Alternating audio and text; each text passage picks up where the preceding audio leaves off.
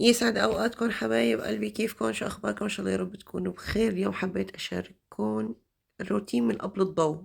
هيا بصوركم الشباك الروتين من قبل الضوء. هاي شي 10 زرعة من ال15 زرعة اللي بجيبها وعم بجرب إنها تعيش. هاي هون غرفة لالا، بس لو تعرفوا وين لالا طبعا كالعادة بتترك غرفتها وبتجي لجنبي، بتجي لعندي هيك. نحنا هيك. وهي لسه سوسيتي نايمة. هذا الحكي هون حاب بحكيه معكم الساعة 5 الصبح. طبعا قمت أول شي توضيت صليت الصبح، مثل ما لكم شايفين موال كل يوم. جهزت لهم أكلهم مشان ياخدوه معنا المدرسة. طبعا هذا بس مشان الفطور ومشان بعدين هيك الفرصة الطويلة شوي إنه بيتسلوا بشي شغلة. رتبت لها غرفتها وهلا رح أبلش أطالع لهم أغراضهم مشان يروحوا على المدرسة. احكولنا كيف بتقضوا أوقاتكم عند الصبح لحتى تمشوا ولادكم على المدرسة. جبت هدول المنظمات. شوفوا قديش صار عندي مساحة بالخزانة. سلل للبنطلونات، سلل للقمصان، سلل للجرابات، سلل للكنزات الداخلية، سلل عدة الرياضة للبنطلونات الداخلية.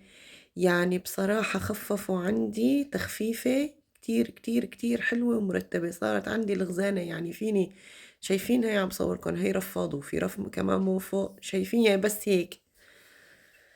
وهلأ اليوم عندهم درس رياضة فعم بطالع لهم لبس الرياضة، لأن بلبسهم اياه من تحت صعب عليهم هلا بالشتا يشلحوا كذا طبقة ويلبسوا كذا طبقة. وانا بصراحة ما بحب اخليهم يشلحوا قدام الاولاد. يعني بتعرفوا هون الوضع عنا باوروبا شلون، خاصة بألمانيا بؤرة الفساد. مهم، ما علينا. فبحب اني البسهم يعني لبسهم الرياضة من تحت وبعدين بيروحوا فيه هن على المدرسة. بالصيف كمان بيلبسوهم بالبيت وبيروحوا فيه لانه هن عندهم اول حصص تقريبا صايرة للرياضة، فعادي بيضلوا بلبس الرياضة. هون عم بحتار ألبسهم كنزات ولا ألبسهم فساتين، ألبسهم كنزات ألبسهم فساتين. بالأخير اعتمدت هيك.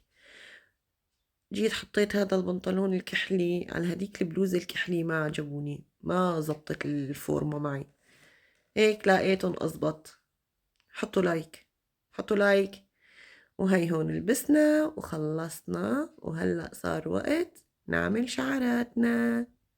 طبعا بيقوموا بيغسلوا بيفرشوا اسنانهم بيزبطوا امورهم، وكل وحدة مسكت موستة بإيدها. بصراحة ما بحب أبعتهم يعني على المدرسة حتى لو معهم فطورهم. هو فطورهم كله على بعضه بعد ساعة من دوام المدرسة.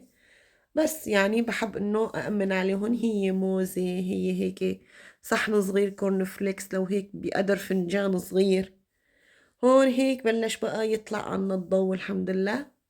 بلش النهار يطلع بكير وهلأ أنا بصور لكم والتلج عم بينزل. رتبت غرفة النوم. هيا بورجيكم دوامي اليومي الصباحي. هيك بنعمل طبعا ما عدا لما بودي البنات وبرجع. هي يعملوا لهم اياها يعني هن نخلي الاولاد هن يعملوها بالمدرسة، يلونوها اللون اللي بيحبوه، يحطوا الاكسسوار اللي بيحبوه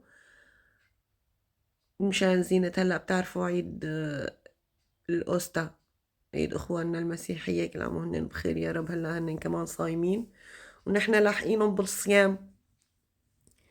شايفين كل هالشغل هذا لسه الساعة 6:15، لأنه أنا بطالعه من هون من البيت تقريبا على الساعة 7 إلا 10. هلأ حنبلش أول شي بشعر سوسو، نمشط ليا نرتب ليا. هذا البخاخ رائع. طبعا أنا كمان بخلط معه شوية زيت الأورجانو، زيت للشعر خاص للشعر، بس مع أورجانو تقريبا شي نقطتين 3 مشان ما يعذب بالتمشيط. بمشط لهم ياه وبحط لهم ياه. طمنونا شلونكن على هالبردات، مين صيفت عنده مين ما صيفت. وهلأ هذا شعر تالا كمان صورنا لكم اياه، كمان حنمشط لشعرها. وهيك صرنا جاهزين الحمد لله رب العالمين. أخيرا رح نطلع من البيت. أبشركن من أسبوع يعني من شهر نيسان إن شاء الله حيبلشوا العطلة. يعني رمضان كله قدامي تقريبا شي 20 يوم.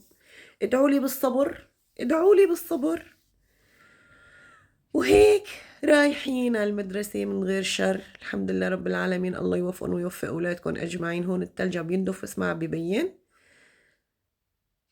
لا تنسوا اللايك، لا تنسوا الاشتراك، لا تنسوا أي شي بدكن إياه ولا تنسوا التعليق. وسلام حبايبي، بشوفكن على فيديو جديد.